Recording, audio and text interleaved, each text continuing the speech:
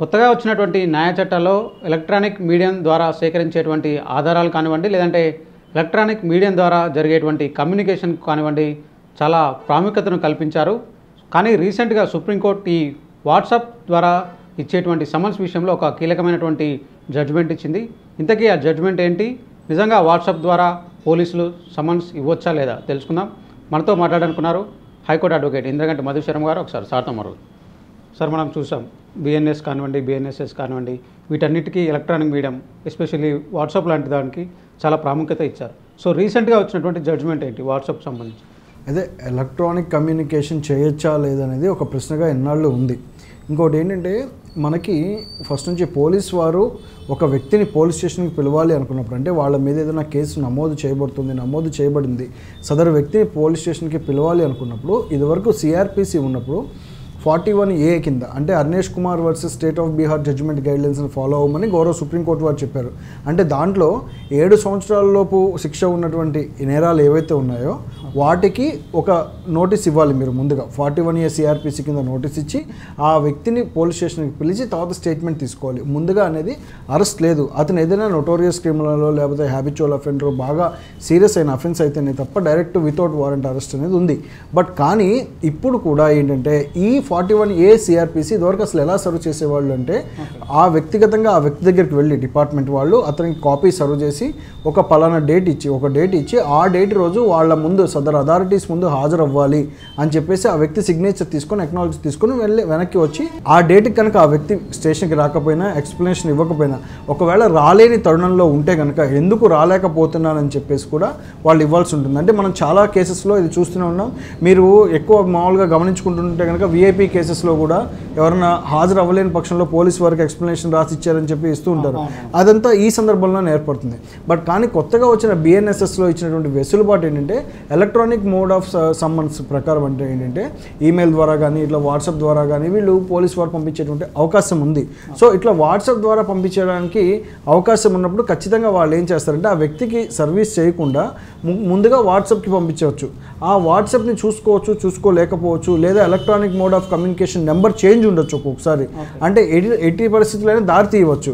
అప్పుడు ఏంటంటే, సర్వ్ చేశాము అని చెప్పేసి అతను మాకు అటెండ్ అవ్వలేదు అని చెప్పి అతను అరెస్ట్ చేసేటువంటి ఛాన్సెస్ ఎక్కువ ఉంటాయి. సో అంటే అతని యొక్క వ్యక్తిగత స్వేచ్ఛకి భంగం వాటిల్లేటువంటి ప్రమాదం ఏర్పడుతుంది. అందుకని ఏం చేశారంటే, సత్యేంద్ర కుమార్ వర్సెస్ సిబిఐ కేసులో రీసెంట్గా వచ్చినటువంటి సుప్రీంకోర్టు జడ్జిమెంట్లో చాలా స్పష్టంగా సుప్రీంకోర్టు వారు చెప్పడం జరిగింది, వాట్సాప్ కమ్యూనికేషన్ మీరు చేస్తున్నా సరే సమ్మన్స్ సర్వ్ చేయవలసిందే. వ్యక్తిగతంగా పర్సనల్గా అతను రిసీవ్ చేసుకునేంత వరకు చూడాల్సినటువంటి బాధ్యత ఉంది. అంటే మోడ్ ఆఫ్ కమ్యూనికేషన్ ఒకవేళ వాట్సాప్లో సమ్మన్స్ సర్వ్ చేయాల్సి వస్తే అది very exceptional and rare case అయి ఉండాలి. ఎలాంటి కేసెస్లో సర్వ్ చేయాల్సి వచ్చిందో కూడా దానికి ప్రాపర్ ఎక్స్ప్లెనేషన్ ఉండాల్సినటువంటి అవసరం ఉంటుంది.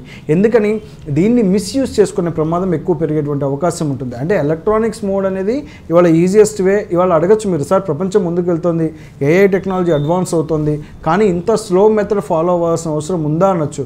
కానీ టెక్నాలజీ పెరుగుతోంది కదా అని చెప్పి లాని ఎగ్జిక్యూటివ్ హ్యాండ్లో అని చేతిలో పెట్టలేం ఈజీగా. అంటే మిస్యూజ్ అయ్యే ఛాన్సెస్ ఎక్కువ పెరుగుతాయి. ఇప్పుడు ఒక వ్యక్తి రైట్స్కి భంగం వాటిల్లేటువంటి ప్రమాదం ఉంది. ఏముందండి, మీకు వాట్సాప్ సర్వ్ చేసి ఒక గంటలో అటెండ్ అవ్వండి అవ్వచ్చు, లేదా రేపు అటెండ్ అవ్వాలి అని చెప్పొచ్చు. అంటే ఈ వాట్సాప్ కమ్యూనికేషన్ ఎంత తేలికో అంత ప్రమాదకరం కూడా. అదే సుప్రీంకోర్టు వారు గుర్తించడం ఇందులో జరిగింది. గుర్తించి మీరు కమ్యూనికేషన్ చేయండి, కానీ వాట్సాప్ ద్వారా మాత్రమే కాకుండా ఇతరత్ర కూడా చేయాలి. వాట్సాప్ది ఓన్లీ ద ఇంపార్టెన్స్ కాదు ఇక్కడ అని చెప్పేసి చాలా స్పష్టంగా ఈ కేసులో చెప్పడం జరిగింది. అంటే ఇప్పుడు ఇది ఓన్లీ వాట్సాప్ సంబంధించేనా, లేదంటే మిగతా మెసెంజర్ యాప్స్ చాలా మీకు ఇది ఎలా అయినా సరే, అంటే మీకు ఏ electronic mode of summons service చేసినా సరే అతనికి వ్యక్తిగతంగా రీచ్ అయ్యేలా చూసుకోవాల్సిందే. అంటే ఇదివరకు ఏంటంటే, మీకు సదరు నోటీస్ సర్వ్ చేయాలన్నప్పుడు అక్కడ నుంచి స్టేషన్ నుంచి కానిస్టేబుల్ రావడము, లేదా సంబంధిత అథారిటీ ఆఫీసర్ రావడము వచ్చి సమ్మన్స్ ఇచ్చేవాళ్ళు. అలా ఇచ్చిన తరుణంలో మాత్రమే, అంటే మా ఇన్స్పెక్టర్ ముందు అటెండ్ అవ్వండి, మా పోలీస్ స్టేషన్కి మీ పైన ఈ కేసు రిజిస్టర్ అయింది, మీ పైన ఈ సెక్షన్లు పెట్టాము, వీటికి సంబంధించి మీరు వచ్చి ఎక్స్ప్లెనేషన్ ఇవ్వాలి అని చెప్పేసి ఆ నోటీస్లో స్పష్టంగా మెన్షన్ చేయాలి. చేసి అప్పుడు వారిని స్టేషన్కి పిలిచినప్పుడు వాళ్ళు వెళ్తారు, వెళ్ళి అప్పుడు ఎక్స్ప్లెనేషన్ ఇవ్వడం జరుగుతుంది. అలా ఇస్తేనే అది ఆథెంటిసిటీ, అది వ్యాలిడిటీ ఉంటుంది అని చెప్పేసి చాలా క్లారిటీగా చెప్పడం జరిగింది. అంటే మోడ్ ఆఫ్ కమ్యూనికేషన్ మీరు ఇలా ఈ వాట్సాప్లో ఇవ్వడం వల్ల ఏంటంటే మేము సర్వ్ చేసేసాము అంటారు. ఇప్పుడు మీకు వాట్సాప్లో చూసుకోండి, అది సర్వ్ అయిందా లేదా అనేది మనకు తెలియదు. ఫర్ ఎగ్జాంపుల్ సే ఇప్పుడు ఇది వరకు బ్లూ మార్క్స్ వస్తే కానీ వాట్సాప్ సర్వ్ అయింది అనేవాళ్ళం. వాట్సాప్లో ఆ బ్లూ టిక్స్ మీరు అన్నట్టు ఆ బ్లూ టిక్స్ బ్లూ మార్క్స్ వస్తే కానీ వాట్సాప్లో కాపీ సర్వ్ అయింది అనేది అర్థమవుతుంది. బట్ ఇవాళ చాలామంది అది ఆఫ్ చేసుకొని ఉంటున్నారు. ప్రైవసీ ఆప్షన్స్ కింద అది వాట్సాప్ ఇవ్వడం జరిగింది.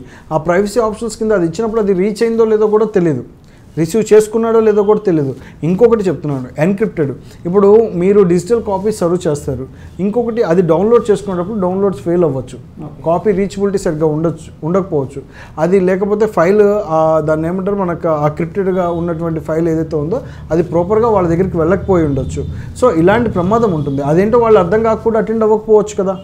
సో అందుకని యూజువల్గా మీరు ఇచ్చేటప్పుడు మీకు ఎందుకు సమన్స్ ఇస్తున్నాం అనేది చెప్పి దానికి అటెండ్ అవ్వాల్సిన బాధ్యత వాళ్ళపైన ఉంటుంది. అంటే అప్పుడు మాత్రమే ఉంటుంది. ఓకే, అంటే జనరల్గా ఏ సందర్భాల్లో ఈ ఎలక్ట్రానిక్ మీడియం ద్వారా కమ్యూనికేషన్ జరుగుతుంటుంది? ఓన్లీ సమన్స్ విషయంలోనా లేకుంటే మిగతా విషయాలు? లేదండి, ఎలక్ట్రానిక్ కమ్యూనికేషన్ ఖచ్చితంగా చేయాలి అంటే యూజువల్గా ఏదో కోర్టు వారి పర్మిషన్ తీసుకునేవాళ్ళు. అది లేదు మోడ్ ఆఫ్ కమ్యూనికేషన్ అంటే ఒక వ్యక్తి కోర్టుకి హాజరు అవ్వాలి అనుకున్న సందర్భంలో అతని పైన కోర్టుకు కానీ లేదా పోలీసు వారు పిలవాలనుకున్నా కానీ అతని పైన ఎఫ్ఐఆర్ రిజిస్టర్ అయింది క్రిమినల్ కేసెస్లో, లేదా ఇన్ కేస్ ఆఫ్ సివిల్ కేసెస్లో అనుకోండి కేసు పడింది అనుకోండి, సమ్మన్స్ అనేది ఇష్యూ చేస్తుంటారు. ఒకవేళ ఆ సమ్మన్స్ అతను ఉన్నటువంటి తెలిసినటువంటి సమాచారంలో ఉన్నటువంటి అడ్రస్లో లేకపోయినా అతనికి రీచ్ అవ్వకపోయినా ప్రత్యామ్నాయంగా సమ్మన్స్ సర్వ్ చేసే విధానం అప్పుడు కోర్టు ద్వారా పర్మిషన్ ద్వారా మాత్రమే తీసుకోవాల్సి ఉంటుంది. మీరు ఈమెయిల్ పంపిస్తారా, వాట్సాప్ పంపిస్తారా, తర్వాత పేపర్ పబ్లికేషన్ ఇవ్వాల్సి ఉంటుంది. అంటే అతనికి ఈ సోన్సో కేసు మీ పైన పడింది అని చెప్పాల్సి ఉంటుంది. అంటే ఈ సమ్మన్స్ ప్రత్యామ్నాయం అనేది పర్మిషన్ తీసుకొని మాత్రమే చేయాల్సి ఉంటుంది. ఓన్లీ ప్యూర్లీ మీరు కాపీ సర్వ్ చేయకుండా only electronic mode of summons serve చేయడం అనేది is not legally valid thing. So అదే మాట స్పష్టంగా ఈ కేసులో చెప్పడం జరిగింది అనమాట. అంటే ఇప్పుడు వాట్సాప్ ద్వారా చేయొచ్చా లేదా అంటే ఏం చెప్తారు డైరెక్ట్గా? వాట్సాప్ ద్వారా చేయొచ్చా లేదంటే చేయొద్దని సుప్రీంకోర్టు స్పష్టంగా చెప్పింది. చేయొద్దు అంటే అసలు చేయొద్దని కాదు, ఇక్కడ మీరు అర్థం చేసుకోవాలి. అది ఫస్ట్ ప్రియారిటీ కాదు ఇక్కడ.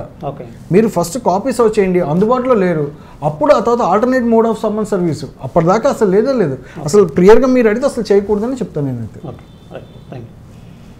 సో ఇది ఈ తీర్పు ద్వారా మనం ఒకసారి చూసుకున్నట్లయితే వాట్సాప్ ద్వారా ఒక్కోసారి అవతల వ్యక్తికి కమ్యూనికేట్ అవ్వచ్చు, లేకపోతే ఆ సమయంలో అతను అవైలబుల్గా ఉన్నాడో లేదో కూడా తెలియదు. ఎందుకంటే వాట్సాప్కి సంబంధించి రకరకాల అంటే ఆ మెసేజ్ అతనికి రిసీవ్ అయిందా లేదా అనేటువంటి రకరకాల టెక్నిక్స్ ఉన్నటువంటి నేపథ్యంలో కొన్ని సందర్భాల్లో ఆ మెసేజ్ అతనికి రీచ్ కాకపోవచ్చు, లేదంటే అతను చూసుకోకపోవచ్చు. సో ఇలాంటి విషయాలన్నీ కూడా ముడిపడి ఉన్నటువంటి నేపథ్యంలో వాట్సాప్ ద్వారా కేవలం సమ్మన్స్ పంపించి చేతులు దులుపుకుంటే సరిపోదు అనేటువంటి విషయం ఈ సుప్రీంకోర్టు జడ్జిమెంట్ ద్వారా తెలిసిందని కూడా మధు శర్మ గారు అయితే చెప్తూ ఉన్నారు. గతంలో లాగానే కాపీ కూడా సర్వ్ చేసి వాట్సాప్ ద్వారా కూడా కమ్యూనికేట్ చేస్తే బాగుంటుంది అనేటువంటి అభిప్రాయాన్ని కూడా ఆయన కూడా చెప్తున్నారు.